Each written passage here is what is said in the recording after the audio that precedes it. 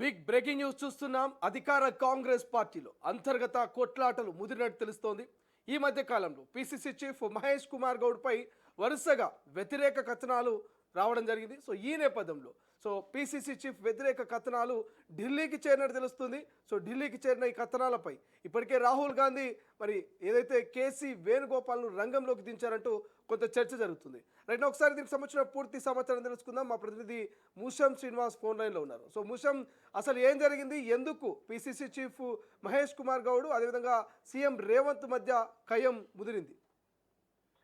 శ్రీశైలం, మనం కొద్ది రోజులుగా ప్రధానంగా ఒక 4-5 రోజుల కింద ఒక ఛానల్లో వచ్చినటువంటి వరుస కథనాలను మనం చూసాం. ప్రధానంగా ఆ కథనాలన్నీ కూడా పిసిసి ప్రెసిడెంట్ మహేష్ కుమార్ గౌడ్ కు వ్యతిరేకంగా ఉన్నటువంటి విషయం అన్నట్టు తెలిసింది. ఇక దానికి సంబంధించినటువంటి అంశం ఇప్పుడు ఏఐసిసి వర్గాల దగ్గర కూడా పోయినట్టుగా మనకైతే తెలుస్తుంది. ఇక ఇలాంటి పరిణామాలు కరెక్ట్ కాదు, నేతల మధ్యలో సఖ్యత లేకపోవడం అనేది సరైనటువంటి విషయం కాదు అంటూ ఏఐసిసి కూడా ముట్టికాయలు వేసినట్టుగా తెలుస్తా ఉంది. ఇటు ముఖ్యమంత్రి అలాగే మంత్రులు పిసిసి అందరూ కలిసి పనిచేస్తేనే కరెక్ట్ గా ఇక్కడ కాంగ్రెస్ పార్టీ నిలదొక్కుంటుంది, ప్రభుత్వం కూడా ముందుకు పోవడానికి అవకాశం ఉంటుందంటూ ఇదో పలికినటువంటి సందర్భాన్ని కూడా మనం చూస్తాము. అసలు ఏం జరిగింది, దీని వెనకాల ఎలాంటి పరిణామాలు ఉన్నాయి, ఇది జరగడానికి గల ప్రధాన కారణం ఏంటి అనేటువంటి ఆరా తీసేటువంటి ప్రయత్నంలో కూడా ఏఐసిసి ఒక అడుగు ముందుకేసినట్టుగా తెలుస్తా ఉంది. ఇందులో భాగంగానే Congress party AICC general secretary అయినటువంటి కేసీ వేణుగోపాల్ కి ఆ యొక్క బాధ్యతను కూడా అప్పచెప్పినట్టుగా తెలుస్తా ఉన్నది. మొత్తం మీద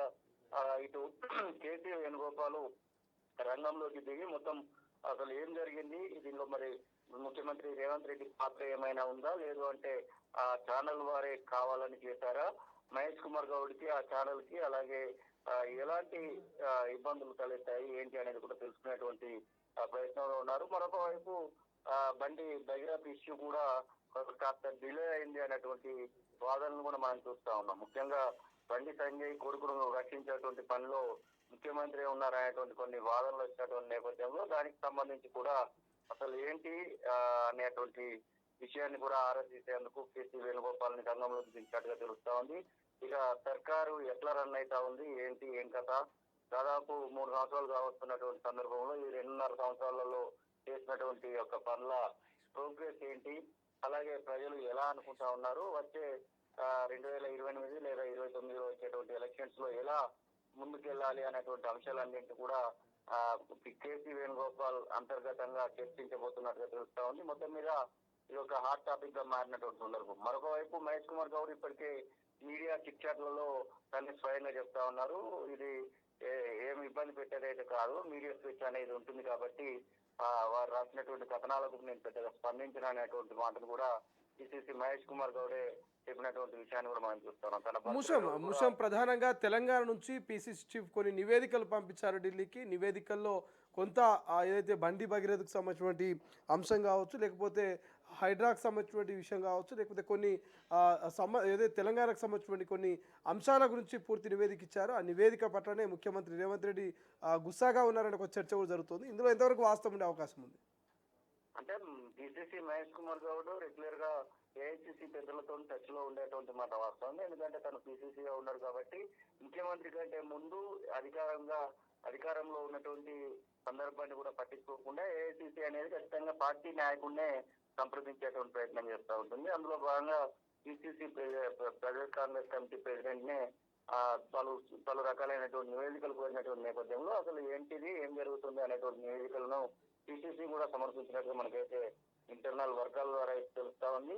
మరికొద్ది రోజుల్లో మరి కేసీ వేణుగోపాల్ స్వయంగా హైదరాబాద్ కూడా రాబోతున్నారు అనేటువంటి సమాచారం అయితే అందుతా ఉంది. మొత్తం మీద అటు రేవంత్ రెడ్డి అలాగే పిసిసి ప్రెసిడెంట్ కొంతమంది మంత్రుల మధ్యలో ఉన్నటువంటి ఆ యొక్క భిన్నాభిప్రాయాలు, మరొక వైపు మంత్రివర్గ విస్తరణకు సంబంధించి ఇట్లా చాలా పనులైనటువంటి అంశాలన్నీ, మరొక వైపు నామినేటెడ్ పోస్టులకు సంబంధించి ఇలా అన్ని అంశాలపైన కూడా గత కొన్ని రోజులుగా ఎదురు చూస్తున్నటువంటి వాళ్ళకైనా, లేకపోతే ఈ మధ్య కాలంలో ముదురుతున్నటువంటి యొక్క నేతల మధ్యలో ఘర్షణలైనా అన్నింటినీ కూడా సర్దుమనిచే విధంగా ఏఐసిసి అయితే జోక్యం చేసుకోబోతుంది అనేటువంటి సమాచారం అయితే అందుతా ఉంది. Srisailam. Right, thank you Musham, thanks for update. ఇది మొత్తం మీద అధికార కాంగ్రెస్ పార్టీలో కొంత నాయకుల మధ్య ఇక భేదాలు అయితే క్లియర్గా కనిపిస్తూ ఉన్నాయి. బట్ ఏదేమైనప్పటికీ పిసిసి చీఫ్ మహేష్ కుమార్ గౌడ్ పైన ఈ మధ్య కాలంలో వచ్చినటువంటి వ్యతిరేక కథనాలు ఢిల్లీకి చేరినట్టు తెలుస్తోంది. సో డిజాస్టర్ పిసిసి చీఫ్ అంటూ కథనాలపైన రాహుల్ గాంధీ ఆరా తీసినట్టుగా కొంత సమాచారం వస్తుంది. సర్కార్ గ్రౌండ్ రియాలిటీపై ఢిల్లీకి పిసిసి చీఫ్ రిపోర్ట్లు పంపించడం. సో ఆ రిపోర్ట్లో ప్రధానంగా కూల్చివేతలు, మంచిర్యాల, నాదర్గుల్ స్కామ్లపై కొంత రిపోర్ట్లు అందించినట్టుగా.